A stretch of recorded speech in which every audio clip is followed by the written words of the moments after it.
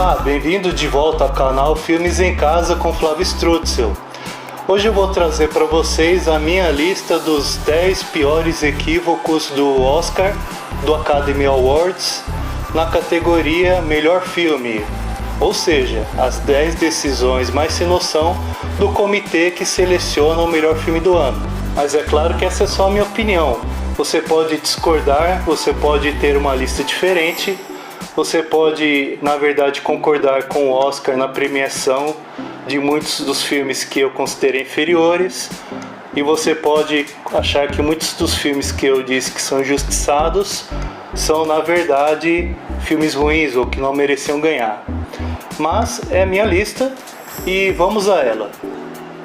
Na minha opinião, existem 4 razões pelas quais o comitê do Oscar erra e erra feio de vez em quando. A primeira razão, que eu vou chamar de razão A, é o lobby dos estúdios e razões econômicas. Sem querer fazer qualquer acusação ou ilação aqui, mas os estúdios têm muito dinheiro investido nesses filmes e o Oscar é uma maneira de valorizar esses investimentos, e eles fazem sempre um corpo a corpo com os jurados, procurando convencê-los. E esse poderio econômico dos estúdios às vezes acaba sendo percebido na premiação do Oscar. Enfim, a razão A, a pressão e lobby dos estúdios e o poder econômico dos estúdios, é uma razão bastante evidente e bastante perceptível em muitos casos. Para mim, tem uma outra razão que eu vou chamar de razão B, que é o pedantismo e o preciosismo dos críticos e jurados. Eles gostam de se sentir inteligentes, espertos, e para isso eles gostam de selecionar filmes assim, bem culturetes, vamos dizer assim, bem culturais, bem arrojados, e às vezes isso não tem muita conexão com o que realmente é melhor, com o que realmente vai ser considerado daqui a alguns anos um clássico. Eles acabam optando por filmes obscuros simplesmente para se sentir assim mais inteligentes, mais requintados.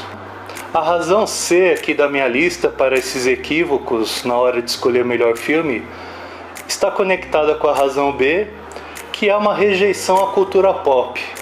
Tudo que se torna extremamente popular, que se torna cult, que se torna icônico de alguma maneira para um grande número de pessoas, costuma ser rejeitado pelos críticos de cinema do Oscar.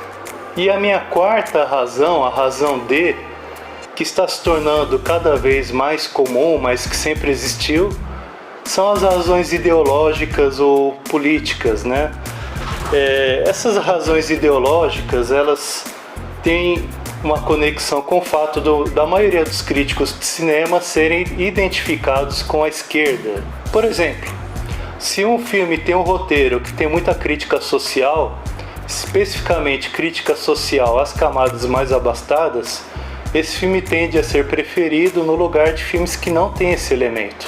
E de uns 15 anos para cá, a gente tem também a questão da representatividade, da equidade, da justiça social, especificamente de grupos ditos desfavorecidos, como GLBT ou pessoas de cor. E os filmes que têm atores desses grupos sociais também, recentemente, tendem a ser preferidos em relação a filmes que têm muitos homens, muitos brancos, que não têm a tal representatividade. Em 2024, haverá cotas no Oscar e filmes sem um certo grau de representatividade não mais serão elegíveis na categoria de melhor filme. Então, esse fator D agora é oficial e não vai ter como escapar dele para quem quiser ser premiado na categoria de melhor filme. Não é uma teoria da conspiração do Flávio, é um fato agora reconhecido pelo Oscar. Dito tudo isso, vamos sem mais delongas ao meu ranking das 10 piores decisões do Academy Awards na categoria de melhor filme. Decisão número 1. Essa realmente é estarrecedora. O filme 2001, A Odisseia no Espaço foi preterido no Oscar de melhor filme para o filme Oliver. A gente está falando do Oscar de 1969, o ano do Woodstock, veja só. E nesse ano, o musical Oliver, que é baseado no livro Oliver Twist, de Charles Dickens, foi preferido em relação ao maior filme de todos os tempos, dirigido pelo maior diretor de todos os tempos, Stanley Kubrick, uma ficção científica que mudou o cinema para sempre. E um filme que estava muito à frente do seu tempo em termos visuais, em termos cinematográficos e com atuações realmente impressionantes. Um roteiro que até hoje suscita discussões, é incompreensível. Se eu, Flávio, fosse tentar explicar essa decisão, eu usaria as razões B e C. Na segunda colocação na minha lista, nós temos a vitória do filme Noivo Neurótico, Noiva Nervosa, ou em inglês o título é Annie Hall, que é um filme muito bom do Woody Allen, que também tem a Diane Keaton no papel de Annie Hall. E esse filme ganhou de um clássico do cinema chamado Star Wars. Star Wars, aquele que deu origem à franquia mais lucrativa da história do cinema, aquele filme do George Lucas que mudou absolutamente tudo, um dos filmes que construíram a indústria cinematográfica de Hollywood tal como ela existe hoje. Não somente ele é um filme extremamente popular, mas ele tem grandes atores, grandes atuações, um roteiro absolutamente fantástico, uma cinematografia muito à frente do tempo desse filme, que é muito linda até hoje. É um filme que marcou diversas gerações e continua até hoje sendo uma fonte de muito dinheiro para a Disney, que é detentora dos direitos.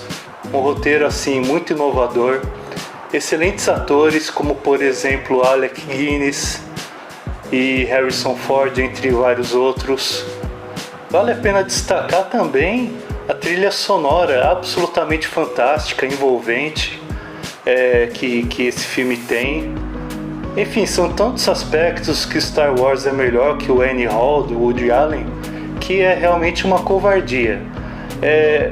As razões que podem explicar a seleção do Annie Hall do Woody Allen talvez sejam B e C, ou seja, preciosismo e pedantismo dos críticos e a rejeição completa à cultura pop dos críticos de cinema do Oscar.